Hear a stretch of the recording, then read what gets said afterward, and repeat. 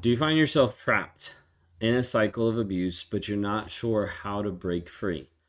Maybe you've been with this person and it's been on and off for 5 years. And you've been with him and it's been great for a moment, then awful for the next moment. You've almost been engaged, then you called it off. You almost got married, but then you pulled back. You almost moved in together, but then you pulled back. You're like, I don't know, like this doesn't seem right. And he's been with you and then he's broken up. And then he got back with you, then he's broken up. And he's been with someone else while you've been broken up, then got back together. All these different things. There's a cycle. And you start to realize this cycle is not just prevalent in your relationship, but has been prevalent in past relationships. Maybe it's made you question yourself. What's wrong with you? What's wrong with you to keep having this person in your life or keep having these relationships? Or maybe you're wondering if I deserve the toxicity, the reality that you're currently living in. Maybe you're thinking this is what I deserve because of how I've reacted, because of how I've responded, because I was mean this time, because I cheated this time, because I did this thing one time, and you start to beat yourself up about things that have happened in the past. I want to walk you through the aspect of abusive relationships and explore the path to reclaiming your happiness and your well-being. Because it's something that has destroyed you.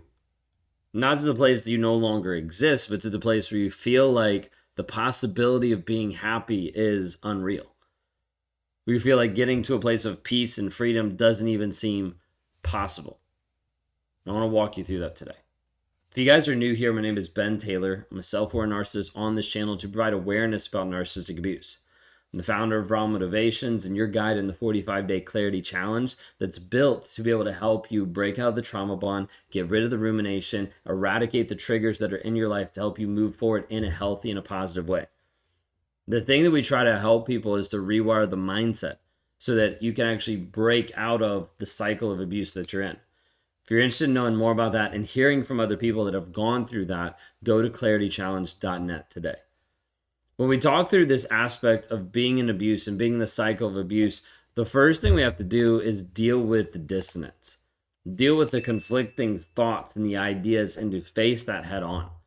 A lot of people that are in an abusive relationship, especially with a narcissist, experience cognitive dissonance. This state of conflicting emotions and thoughts where simultaneously they start to recognize the abuse and feel attached to their partner.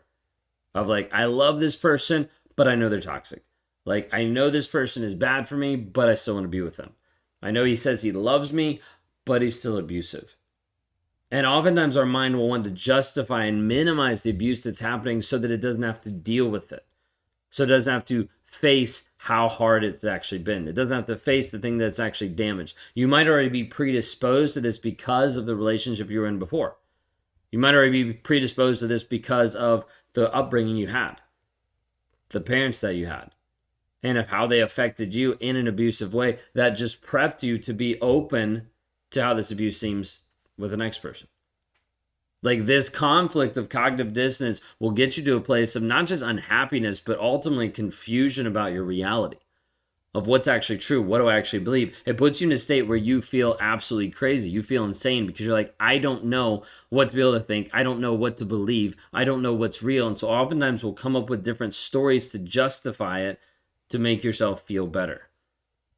To make yourself feel like, okay, this isn't as bad.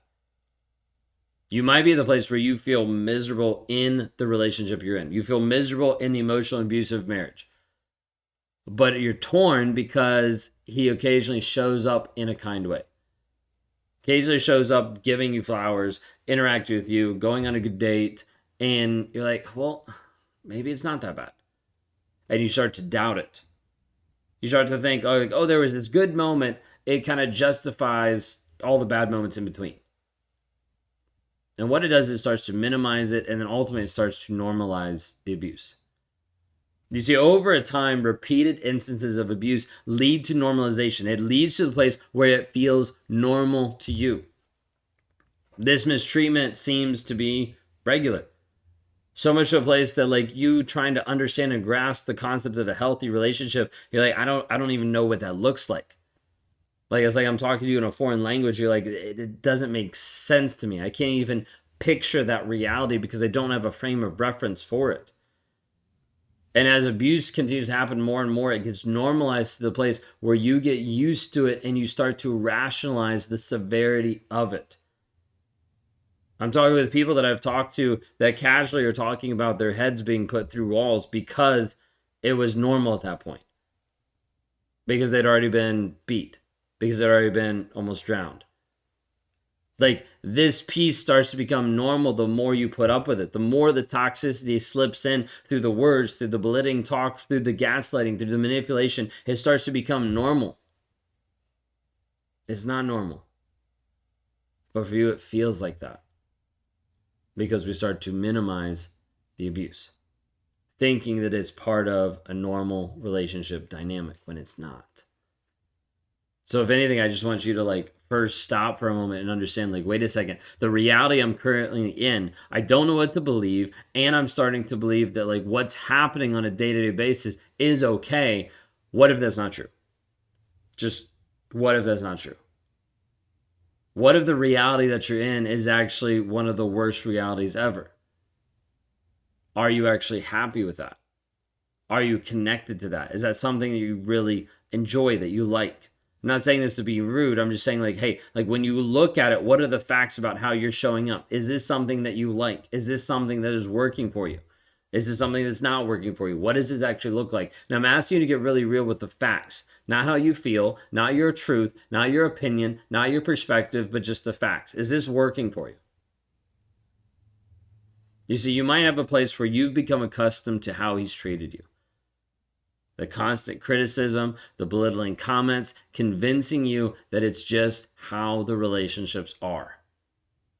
What if they're not? What if you could be in a relationship with a healthy person that would show up in a healthy way, that is supporting you, that is not questioning you when you spend 10 more minutes at the store and accusing you of cheating, that is not yelling at you when you don't show up for a certain thing or a certain time, or accept them in a certain way, or have things ready in a certain time? What if that abuse didn't happen? What if you could be in a relationship of a healthy person? What would that look like? What would that feel like? You're like, I don't know.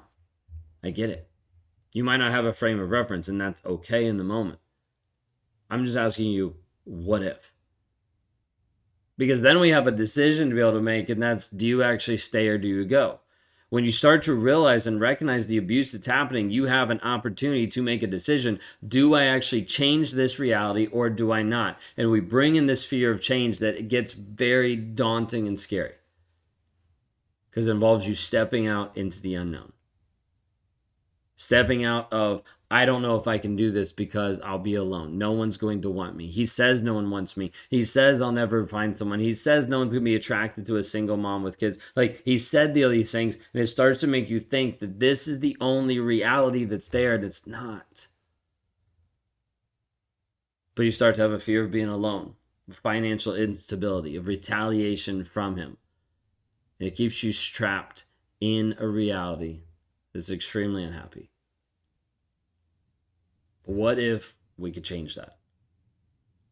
Maybe you remain and you've stayed in the abusive relationship because you're afraid of what's going to happen. You're afraid of how he's going to react. You're afraid of how he's going to retaliate. You're afraid of the consequences. You're afraid of things that he said. If you leave, I'm going to kill myself.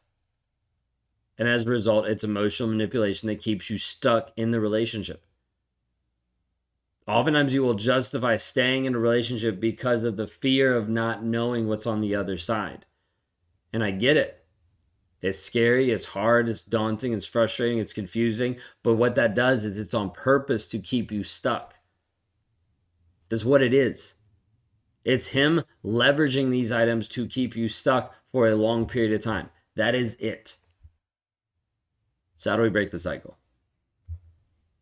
Besides recognizing and acknowledging the facts and the unhappiness that's happening in the cycle, we have to be able to move past that into actually changing. This might be getting plugged in community. This might be connecting with a therapist. This might be working with a coach. This might be jumping into some of our programs. Regardless if you work with us or not, if nothing changes, nothing changes. And this cycle is going to continue going. You might not be at the place where you're like, okay, I can leave, I can block, I can move forward. You might not be at the place, and I totally get that. Not everybody is at that place. So our goal is to help support and guide you so that you can have clarity in making the decisions that you need to make. So you can have clarity and understanding, hey, this is going to help me in this progression. This is going to help me move forward if I do this, if I work on this, if I rewire my mindset so that this person no longer has control over me. Are you happy with the current reality that you're in? What are the facts about the current reality that you're in? Is that relationship dynamic, is it working or is it not working? What has been the idea and the thought and the focus that has got you to this place? What would we need to change to get different results? Would that require leaving? Would that require signing up for a challenge? Would that require rewiring your mindset? What would that require? What would that look like? Because our goal is to get you free mentally and emotionally. It's not enough to get you free physically. If we did that, you would just go back. Because we have to change the mindset, the thought process, to help you break the cycle and stand up as power and knowing who you are. Not being willing to take shit from anybody because you're like, I know who I am. I know why I'm here. I know that I'm not going back to this person or getting with this other toxic person because of who I am. And because of the boundaries I set because of that. If we can be of any help, if you want to talk to me one-on-one, go to rawmotivations.com. Would love to help you in this process of breaking out of the cycle that you're stuck in. Maybe of toxic person to toxic person, maybe of abuse to abuse, maybe this reality that you currently think is the best reality or the only reality that's possible, when in reality, it's not. If we can be any help, please reach out. Love to be able to help you. If you're ready just to jump into one of our challenges to break the trauma bond, the rumination, the intrusive thoughts, go to claritychallenge.net. Watch 3 videos on there at least of other survivors that have been talking through their freedom coming through that challenge. Y'all have a blessed day.